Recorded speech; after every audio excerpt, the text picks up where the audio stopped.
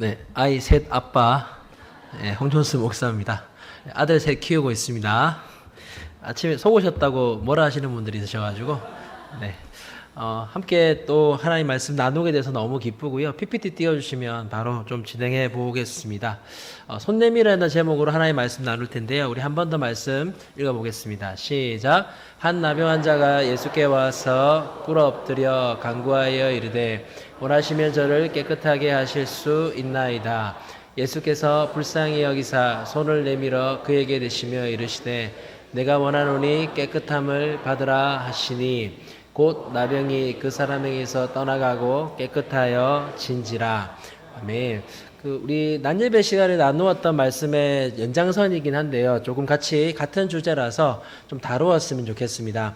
일반적으로 다음 세대 한 아이가 자신의 진로를 찾아가는 데 있어서 일반적인 세상에서는 세 가지 원을 생각해야 된다고 합니다. 첫 번째는 성향이고요. 두 번째는 적성입니다. 성향은 뭘 좋아하는지에 대한 부분이고요. 적성은 뭘 잘하는 게 아니고 맞는 것입니다. 제가 컨설팅 하다 보니까 확실한 게요. 수학을 좋아하는데 수학이 적성이 맞는데 못하는 애들이 굉장히 많습니다. 적성은 맞는 옷이죠. 세 번째 원이 뭐냐면 트렌드입니다. 그 지역에 또 그 시대에 맞는 트렌드들이 있지요. 인문학과 계열에서 심리학이 근래에 많이 인기가 있는 이유가 있고 또 특별히 또 이제 이공 계열에서 컴퓨터 공학과가 인기가 있고 AI가 인기 있는 그 트렌드가 있잖아요. 그런 시대의 트렌드와 지역적 트렌드, 부산이라면 관광이나 무역 같은 이런 트렌드와 한 아이의 성향과 적성이 만나는 지점에 한 사람의 진로가 있다라고 이야기합니다. 그 사실은 어떠냐면 성적의 메이저. 네.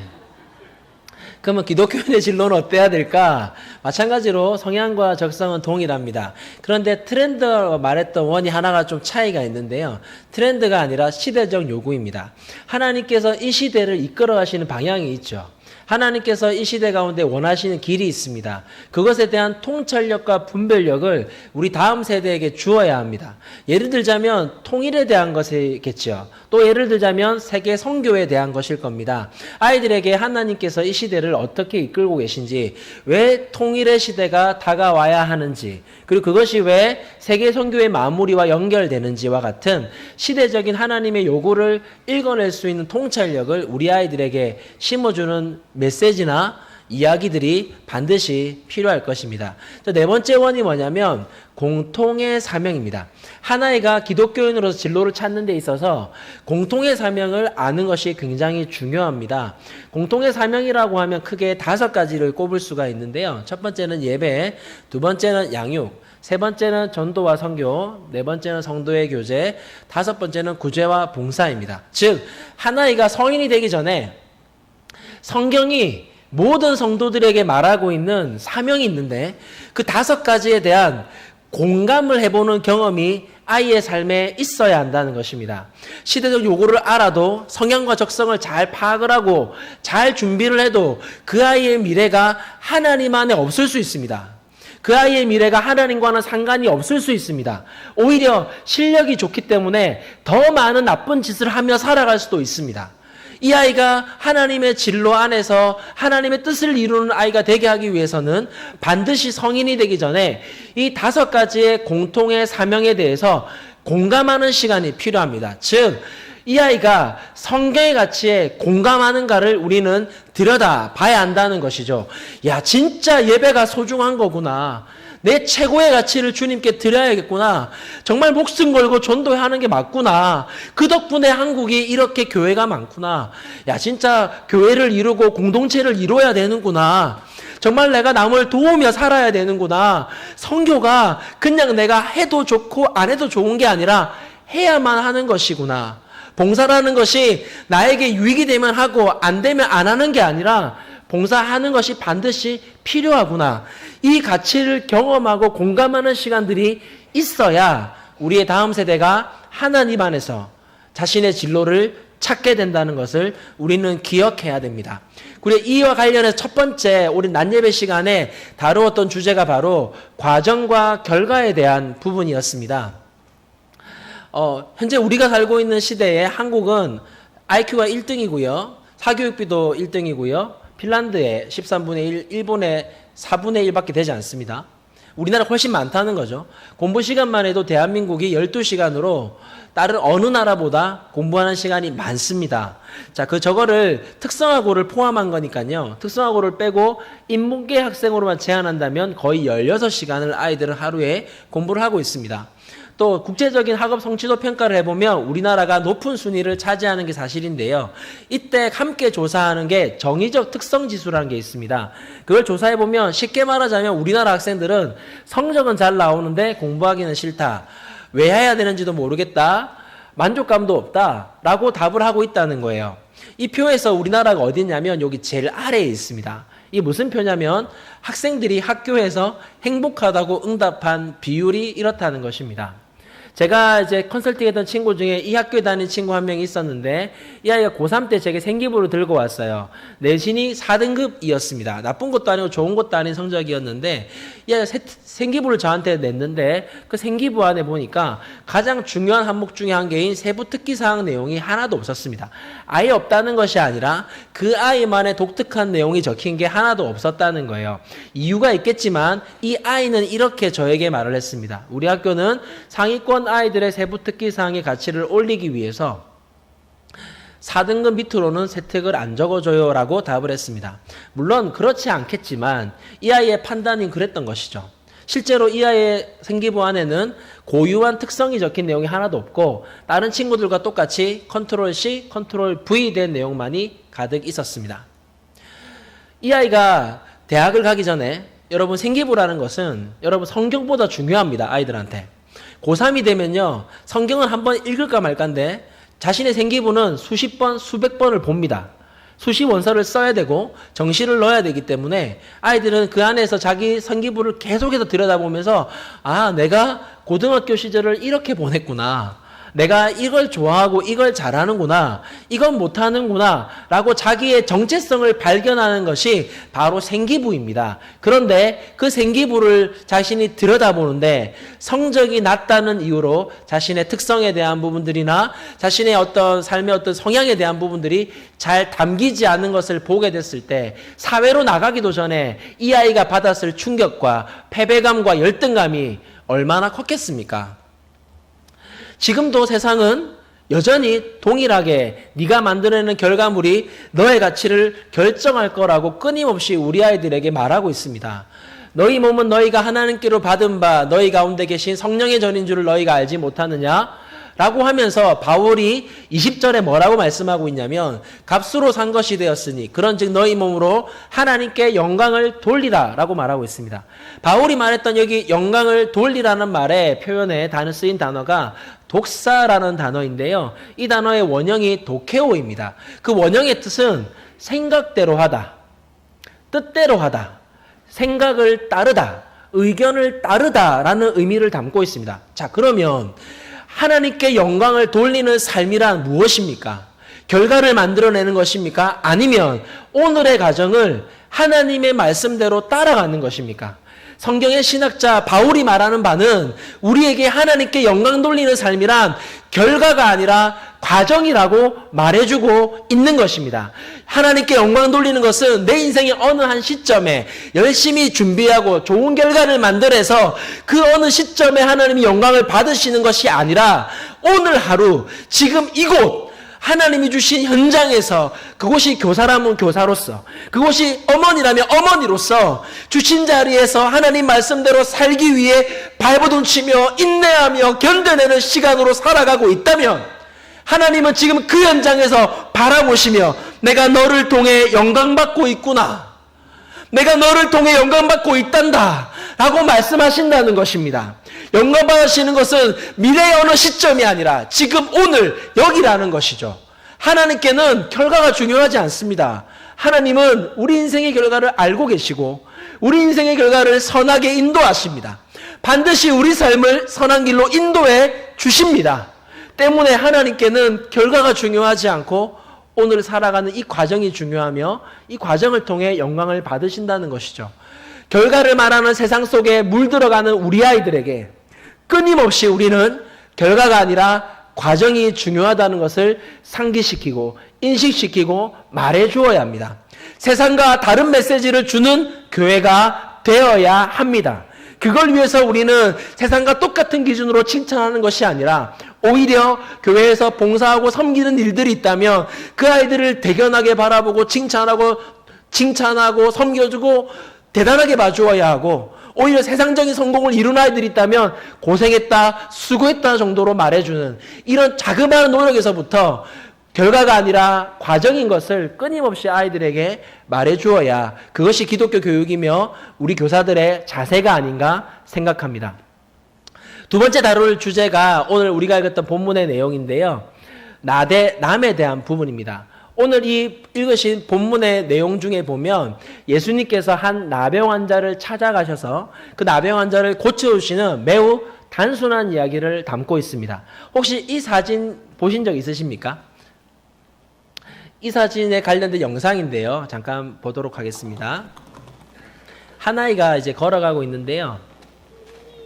한쪽 손에는 이제 초콜릿입니다. 초콜릿을 들고 있고요. 한쪽 손에는 아마 자기 애착 인형 같습니다. 이제 비닐봉지에 담아서 길을 가면서 울고 있는 영상이 이제 더 선이라는 언론에 이제 노출이 되면서 세계적으로 이슈를 받게 됐는데요. 그냥 보면 그냥 아이가 울고 있는 모습으로 보이실 텐데, 여기가 어디냐면 우크라이나에서 폴란드로 넘어가는 국경입니다. 이 아이가 지금 이제 그 국경을 혼자서 넘어가고 있는 거죠. 어머니도 없고 아이도 없이 한쪽 손에는 먹을 거 한 개를 들고 또 하나는 자기의 애착인 형아를 들고 울면서 지나가고 있습니다. 앞으로 이 아이의 인생이 어떻게 펼쳐질까요? 이 아이에게 누군가 손 내밀지 않는다면 이 아이의 삶은 어떻게 되겠습니까? 방금 여러분 제가 유심히 보고 있었는데 몇 명 어른들의 얼굴에 불쌍한 마음, 안타까운 표정들을 지으시는 게 잘 보였습니다.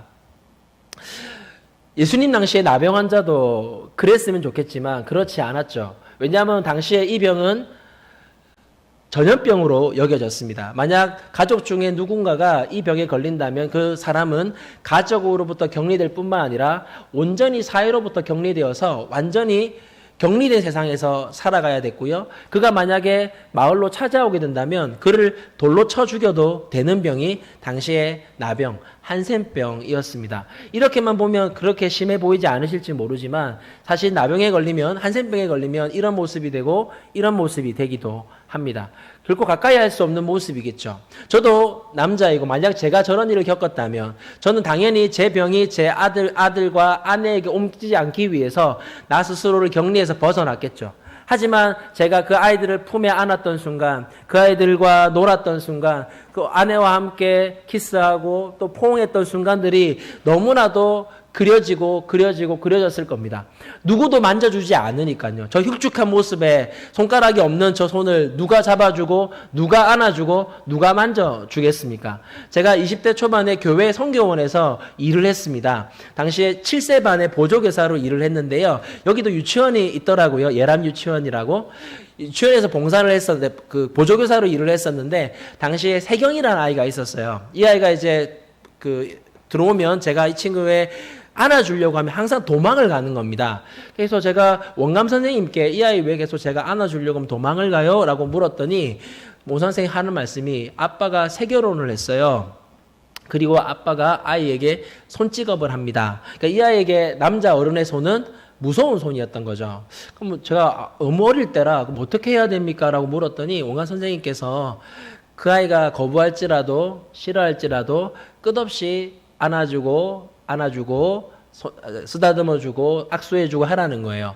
그래서 진짜 걔가 거절할지라도 손잡아주고 안아주고를 몇 달을 반복을 했습니다. 그랬더니 나중에 되니까 자기가 먼저 달려와서 안기더라고요. 여러분, 아이를 죽이는 방법은 단순하죠. 안 안아주면 아이는 죽습니다. 포옹해주지 않으면, 만져주지 않으면 여러분 죽습니다. 우리 옆에 있는 분 손 한번 잡아보실까요? 제가 당신을 만져드리겠습니다. 시작. 저 지금 방금 인사 부탁드리면서 우리 앞에 우리 다 선생님들이시죠?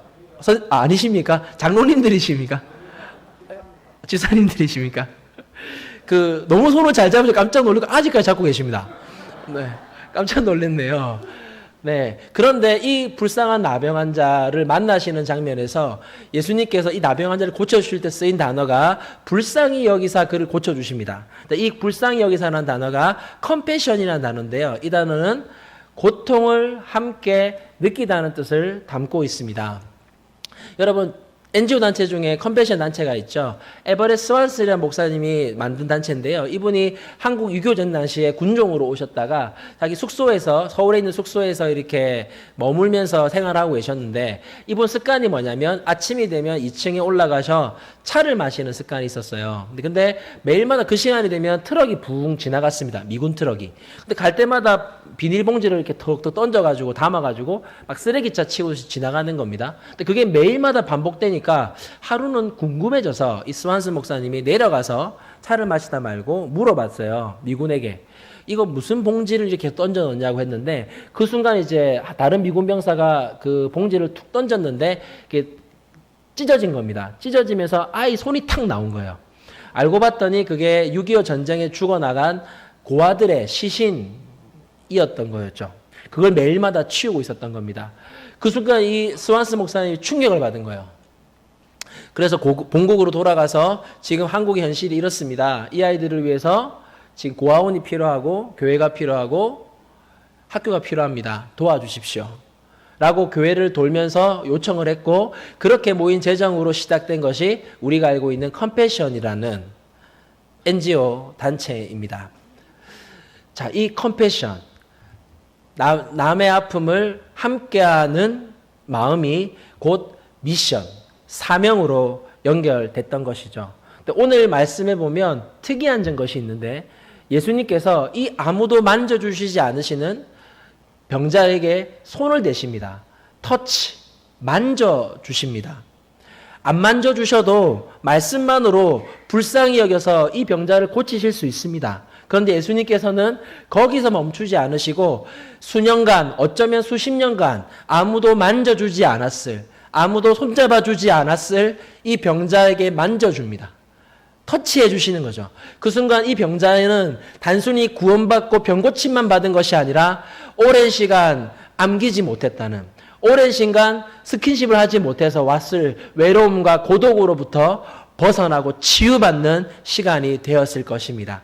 우리 옆에 있는 분 다시 한번 손잡아 주시고 동성임 한번 안아주기도 하시면서 당신을 하나님이 사랑하십니다. 인사하겠습니다. 시작. 하나님이 우리 주신 이 공감의 마음, 불쌍히 여기는 마음으로 우리는 누군가에게 손 내밀어 주어야 합니다. 아이들을 향해서 손 내밀어 주어야 합니다. 제가 가르쳤던 아이 중에 이제 은서라는 친구가 있었는데요. 이 친구가 참 대단했어요. 이 친구는 대학을 갈 때 그 목회자 추천 전형으로 대학을 갔습니다. 제가 썼던 추천서 내용인데요. 그런 내용 중에 다 노란 것만 보시면 될 것 같은데, 이 친구가 집이 창원이었습니다. 창원에서 매주마다 언니랑 같이 버스를 타고 교회를 왔어요. 저희가 예배가 아침 9시였는데 집에서 6시쯤에 출발을 해서 창원에서 사상으로 온 다음에, 대충 그려지시겠죠? 사상에서 지하철을 타고 경성대 부경대역으로 온 다음에 올라와서 용호동 안쪽으로 다시 버스를 타고 15분을 들어와서 내린 다음에 10분을 걸어야 교회를 왔습니다. 이걸 6년 동안 안 빠지고 했어요. 제 목회자 추천할 만하지 않습니까? 그 쓴 내용이 그거예요. 주일 성수가 무뎌져가는 세대에 이 아이 때문에 교회 지각이 사라졌습니다. 창원에서도 저러고 오는데 너희들은 못돼. 이렇게 된 것이죠. 그리고 이 아이의 진로가 무엇이었냐면 간호학과였습니다. 간호학대에 대한 마음을 품게 된 계기가 뭐였냐면, 단기 선교를 갔는데 실명한 친구에 대한 이야기를 듣는데, 이 친구가 별 병이 아니었는데 제때 치료를 받지 못해서 실명했다는 얘기를 들으면서 자기가 고치고 싶다는 마음을 처음으로 가지게 됐었습니다. 하지만 이 자소서에 쓸 수 없었던 진짜 이유가 있었는데요. 이 누나가 있었습니다. 네, 누나 언니죠. 언니가 있었는데 언니가 하루는 이제 배가 너무 아픈데 그 변이 안 나오는 겁니다. 그게 하루 이틀이 아니라 일주일이 지났는데 변이 안 나오는 거예요. 알고 봤더니 이제 이 안에 문제가 생겼고 장이 활동을 안 하는 병이었던 겁니다. 할 수 없이 결국 소장을 잘라냈습니다. 소장을 잘라내고 항문과 대장을 연결한 거죠. 근데 그 상황에서 이 아이가 항상 자기 스스로 주사를 놓아가면서 그리고 여기 이제 그 냄새 나는 걸 차고 다녀야 되는 상황이었거든요. 근데 그 상황에서 이 언니가 어딜 갔냐면 간호학과를 갔습니다. 자기가 간호를 받아야 되는데 그 몸으로 간호학과를 가서 이제 간호사로 취업하는 과정을 이 아이가 지켜봤거든, 동생이. 이 아이가 그걸 보면서 자기도 간호사가 되겠다고 마음을 먹었고 올해 부산에 있는 백병원에 취업했습니다. 우리 아이들은 여전히 지금도 입시에 예속돼서 살아가고 있고요. 그리고 마이너한 인식 속에서 답답한 현실을 살아갈 수밖에 없습니다.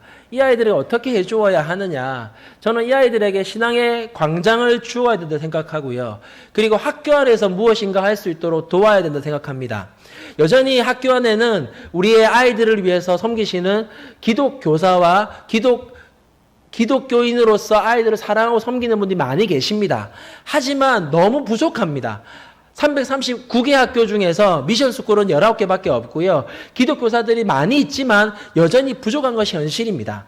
이런 상황 가운데서 저희가 시작한 사역이 학교 기도부시 운동이라는 사역이고 더 웨이브라는 이름의 집회입니다. 저희 집회를 했던 포스터들이고요. 저희가 2016년부터 시작했는데 부산, 양산, 남해, 창원, 거제에서 하다가 올해부터는 지금 9개 지역에서 13번의 집회로 청소년들의 신앙의 광장을 만들어 가고 있습니다.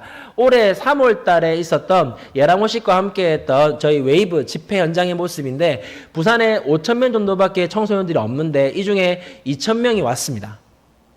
안 놀랄 줄 알았지만 네, 진짜 2,000명의 청소년들이 왔어요. 저희 다 살려봤거든요.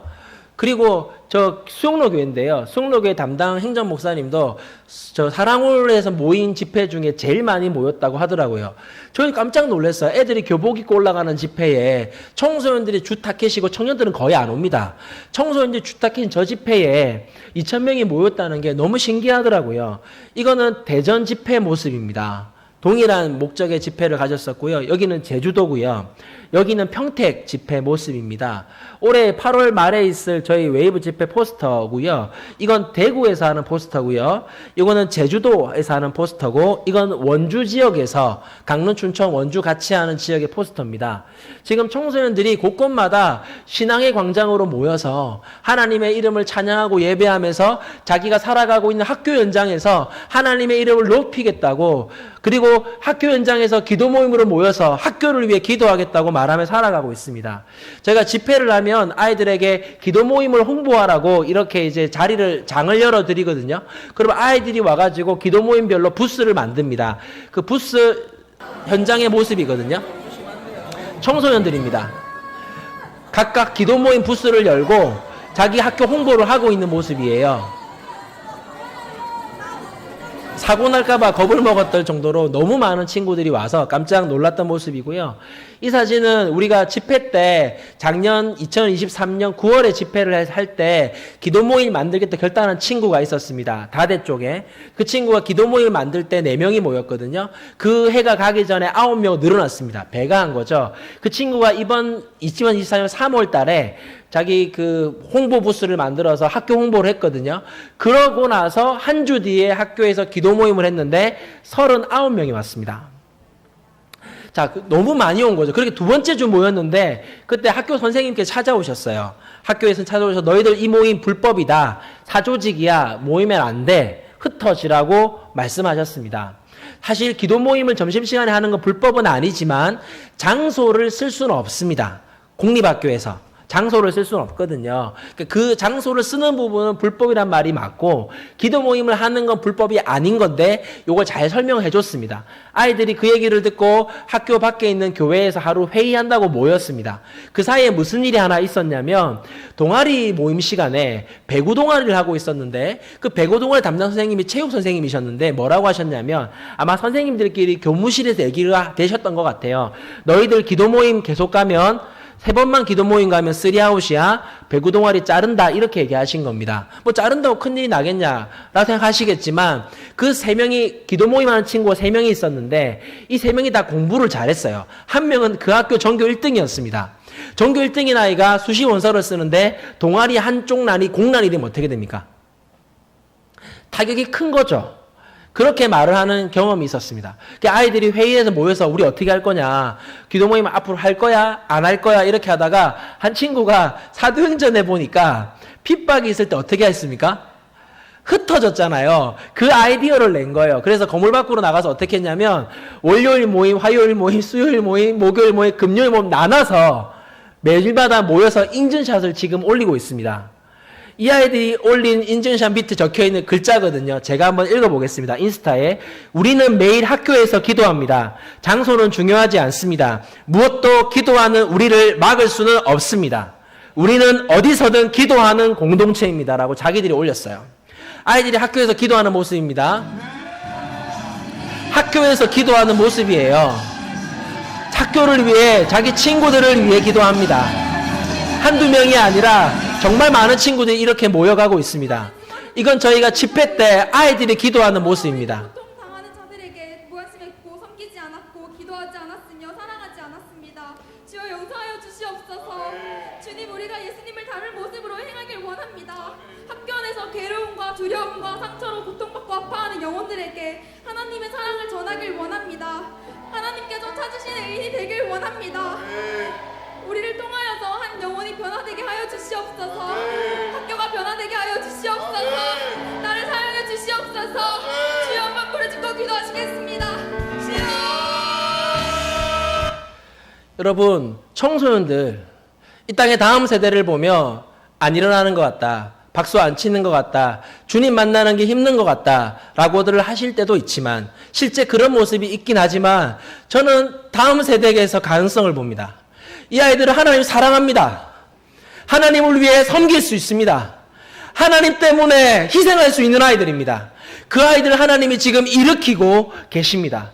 올해 2024년 3월 집회를 하면서 저희가 파악했던 339개 학교 중에 기도 모임이 66개 학교에서 기도 모임이 있었습니다. 이 집회가 끝나고 나서 저희들이 열심히 학교마다 기도 모임 만들기 위한 사역들을 진행을 했고요.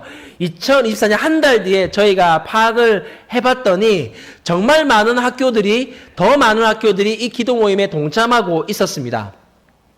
아이들이 누군가 가서 간식을 주기 때문에, 아이들에게 뭔가 해주기 때문에 이 아이들이 모이는 게 아니라 정말 하나님 때문에 학교를 위해 기도하자고 하나님 나라를 위해서 기도 모임 만든 친구들이 정말 많았습니다.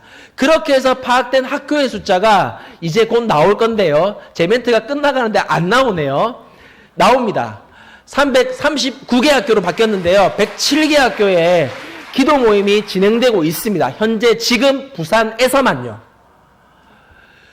이게 학교 안에서 전도 축제를 한 모습이거든요. 이 해운대 고등학교는 남자 자사고입니다. 음악실에 모여서 5월 말이었는데요. 문을 열고 딱 들어갔는데 한 100명쯤 모였거든요. 딱 문을 열고 들어갔는데 그 애들 발냄새 쫙 올라오는데 그 남자들 땀 냄새 아시죠? 빡 섞여 나는 거예요. 그런데 순간 그날 간식이 피자였습니다. 피자 냄새와 땀 냄새와 발 냄새가 섞여서 잊지 못하는 경험하고 은혜 받는 시간이었습니다. 동료고인데요. 여자 학교를 갔더니 모든 냄새가 사라지는 은혜를 경험했습니다. 네. 이게 부산 예술고등학교입니다. 아이들은 이 학교 지금 한 50명, 40명에서 50명 정도 아이들이 모이거든요. 지금 아이들은 부수고라고 부릅니다. 부산 예술고등학교라고 불러요. 자기들을. 자, 자기들이 만들었던 전도 축제 이미지입니다. 저희가 아이들에게 함께 나누는 기도 제목이 이것입니다. 전국의 학교마다 기도 모임이 생겨나게 해달라고. 그리고 청소년들에게 신앙의 광장을 달라고 끊임없이 기도하고 있습니다. 반주 가능하시면 반주 한번 좀 부탁드리겠습니다. 제가 청소년 사역을 하게 된 이유는 너무 단순합니다. 제가 2008년에 물론 그 전부터 사역했고 그 전에는 소년원 사역을 시작했었고요. 연합수련회 사역을 했었습니다. 그러다가 청소년 사역을 계속하겠다고 마음먹었던 게 2008년이었거든요. 2008년에 제가 섬기는 곳에서 한 아이가 말할 수 없는 일을 당하게 됩니다. 말할 수 없는 어떤 일들을 당하고 나서, 그것 반주해 주시면 되겠습니다. 부탁드리겠습니다. 그 말할 수 없는 일을 당하고 나서 저도 그 이야기를 듣고 한 3, 4일 정도 잠을 못 잤습니다. 그러면서 어떤 마음이 들었냐면 이 아이들을 안 보면 마음이 어렵지 않겠지라는 생각이 지나갔어요. 그랬는데 여러분 그 순간 이 아이를 안 보고 싶어하는 내 자신이 너무나 초라해지는 겁니다. 하나님 앞에 그때 제가 이 아이 옆을 지키겠습니다 라고 기도했던 게 지금까지 오게 됐습니다. 작년에 하나님 앞에서 나중 영광이 이절정보가 클 것이라는 약속 말씀을 받고 청소년들을 위해서 사역을 시작하게 됐는데, 저도 고1 때 처음 교회를 다닐 때 저에게 손을 내밀어 주시는 분이 있었습니다. 제가 다니던 교회에 선생님 한 분이 계셨는데, 그 선생님이 어떻게 해주셨냐면 성경을 읽어오면 통닭을 사준다더라고요. 한 마리 사준다고 했는데 만약 제가 물었어요. 일독하면 몇 마리 사줄 거냐니까 4마리 사준다는 겁니다. 그래서 정말 일독을 열심히 했는데 일주일 만에 가능했을까요? 안 될까요? 안 되죠. 100장도 못 읽었습니다. 가가지고 100장도 못 읽었다고 말해야지, 한 마리로 만족해야지 하는데 그날 선생님이 4마리를 이미 사서 오셨어요. 제가 한 일에 결과와는 상관없이 4마리를 사서 오신 거죠. 고1 때 교회에서 놀다가 여러분 제가 교회 에어컨을 부서뜨렸습니다. 물구나무 서기를 하다가 넘어지면서 뒤축으로 에어컨을 찼어요. 그 에어컨이 넘어지면서 깨졌습니다. 그때 저는 이제 이 교회를 그만둬야 되는구나, 이제 나 이 교회를 나가야겠구나, 다시 학교로 돌아가자, 이런 마음으로 있었는데 담임 목사님이 불러주시더라고요. 담임 목사님이 불러서, 조금 이따 반주해 주시겠어요? 감사합니다. 담임 목사님이 불러주셔가지고 이제 올라갔는데 나는 좀 혼날 거 생각했는데 뭐라고 하셨냐면 괜찮다, 다음부터 그러지 마라, 이러시더라고요. 제가 그곳이 저에게는 세상과 다른 곳이었어요. 그 한두 마디가. 그리고 제 담당하시는 전도사님이 계셨거든요. 전도사님이 되게 못 살았습니다. 내 가족이 12평 임대아파트에 살았어요. 그런데 그 못 사는 집에 저는 매일 찾아갔습니다. 밥을 먹기 위해서. 저에게 손 내밀어 주시는 분들이 계셨습니다. 그 덕분에 저는 예수님을 만났고, 그 덕분에 저는 주님 안에서 제 삶을 발견할 수 있었습니다. 처음 제가 교회를 다녔을 때 고1 때라고 말씀을 드렸는데요. 저만 교회를 다녔습니다. 저희 아내도 고1 때 교회를 다녔는데 아내만 교회를 다녔습니다. 저희 둘은 교회를 섬기면서 정말 부러웠던 게 믿음 가정이었습니다. 믿음의 가정이 진짜 부러웠거든요. 부모님이 기도해 주시고, 저희 어머니께서는 제가 교회 다닌다는 이유로 성경책을 찢으실 정도로 3,000배를 3번이나 하신 보살이셨기 때문에 교회를 다니는 자체가 너무 힘들었는데, 그런 이제 교회를 섬기는 믿음의 분들을 보면 참 부러웠었습니다. 제가 대학교 올라가기 전에 부모님은 이혼을 하셨어요. 아버지가 뇌졸중으로 쓰러지시면서 반신을 못 쓰게 되시고, 그 과정에서 어머니과도 이혼을 하게 됐습니다. 제가 아버지를 모시고 살아야 되는 상황이 된 거였죠. 그 상황에서 이제 제가 지금 이전에 섬기던 교회로 사역을 오게 되면서 이제 아내와 결혼을 하게 됐는데, 문제가 있잖아요. 아버지를 모실 수가 없잖아요. 결혼을 하면. 그 상황에서 해결할 길을 못 찾고 있었는데 담임 목사님께서 저보고 저희 엄마 아빠를 부르라는 거예요. 어머니 아버지를 불렀습니다. 불러서 앉혀놓으시더만 이러시더라고요. 담임 목사님이 두 분 합치십시오. 진짜로. 아들 앞길 막을 일 있습니까? 합치십시오. 한 10년 만이었나요? 10년 만에 두 분 합치셨습니다. 이게 뭐 구민가 생신가. 그러고 결혼했습니다. 결혼했지만 부모님은 교회 안 다니셨고 아내 쪽 부모님도 교회를 안 다니셨습니다. 근데 많은 사이 이야기가 있었지만 저희 기도 제목이었거든요. 주님, 우리 가족 구원해 주십시오. 저희 어머니 아버지 없이 나 혼자 구해 갈 수 없고 나 혼자 구원받을 수 없는데 우리 가족들 구원해 달라고 기도했거든요. 그 과정에서 한 분 한 분 돌아오기 시작했는데 나중에 2023년에 제가 섬기던 교회에 지금 다니고 계신데요. 섬기던 교회에 다니게 된 저희 가족 숫자가 21명이었습니다. 17년 동안 교회 섬기면서 제가 받은 가장 큰 복은 저희 교회에 저희 가족이 모두 나오게 된 것이었고 저희 아내 가족 모두가 나오게 된 것이었습니다. 그 과정에서 제일 먼저 나온 분이 누구시냐면요. 저희 아버지셨거든요. 아버지가 나중에 좀 몸을 회복하셔서 걷는 게 가능해지셨습니다. 걷는 것도 가능해지시고 좀 혼자 거동도 하시고 하실 정도가 됐는데 저희 아버지가 계신 곳이 금곡동이었고요. 저희 그 용호동이었거든요. 그러니까 지금 생각하면 제가 불효했던 것 같아요. 그냥 아버지 그냥 경성대 입구까지만이라도 제가 가서 이렇게 모시고 오면 되잖아요. 근데 그 당시에는 저는 목회자는 주일날 교회를 벗어나면 안 된다 생각했어요. 그리고 아버지가 혼자 교회로 오셨는데 집에서 출발해서 교회까지 오는데 3시간이 걸리셨습니다. 버스를 못 타시는 거예요. 버스 계단 못 올라가시고 하니까 집에서 걸어갈 때 아시죠? 그 뇌졸중 앓는 분들이 걷는 걸음이 느리잖아요. 그 걸음으로 오시는데 진짜 하루도 안 빠지고 매주마다 오셨어요. 어머니가 맨날 뭐라 하셨거든요. 제발 아들 있는 교회 가는데 정장 좀 입고 가라고. 근데 아버지는 못 입으시는 거예요. 왜냐 3시간을 가야 되는데 어떻게 정장을 입고 그 몸 가겠습니까? 항상 추리닝을 입고요. 조끼를 메고 그렇고 이제 털레털레 오셨습니다. 나중에 저희 아버지가 재작년에 소천하셨습니다. 소천하시는 과정에서 장례식 날 밤에 제 마음을 잘 들여다보는데 저희 아버지 나이트클럽 운영하시고요. 좀 잘 나가셨고 제 옆에 없는 분이셨거든요. 근데 이제 나이트클럽 다니신 분이 있긴 하더라고 이 교회에. 저는 운영자, 거기는 종업원. 그랬는데 저희 아버지 받은 상처 참 많죠. 이혼도 하시고. 근데 그날 밤에 누워있는데 제 마음에 상처가 없더라고요. 아버지에 대한. 뭐였냐면 아버지가 자식이 있는 교회라고 3년 동안 매주마다 교회를 밟아주셨던 거예요. 그게 제 마음에 치유되고 있었던 것이었죠. 저희 아버지가 항상 가정 예배를 드리면 제일 많이 우시는 분이었고, 제일 사도신경 크게 하시는 분이었고, 어눌한 말투로 제일 많이 기도에 동참해 주시는 분이셨습니다.